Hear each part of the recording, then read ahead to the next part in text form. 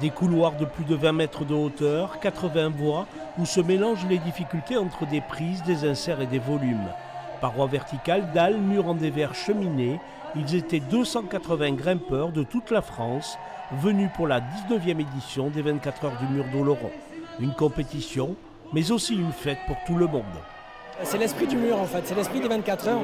Les amateurs et les experts peuvent grimper ensemble et ils peuvent grimper côte à côte. On peut tout à fait grimper avec quelqu'un qui a déjà gagné des Coupes du Monde.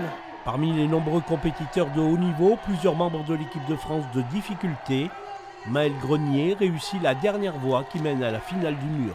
C'est un événement qui est quand même assez particulier, 24 heures d'escalade. C'est même pas qu'un événement d'escalade, il y a quand même des événements. Le soir, il y a quand même une belle soirée avec un beau DJ, avec un beau set et tout.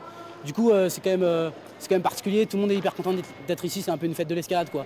Pour trouver le vainqueur, il faut attendre le dernier passage du Palois Jordi Lopez, qualifié premier de la compétition. Le grimpeur de l'équipe de France retrouve à Oloron le mur où il a commencé la compétition. Je le connais bien parce que j'ai grimpé 5 ans ici il y a un petit moment. Donc je connais par cœur, je suis à la maison. Et c'est assez long, c'est un mur, par rapport aux autres murs, c'est un mur qui est très long. Donc qui va plus privilégier l'endurance.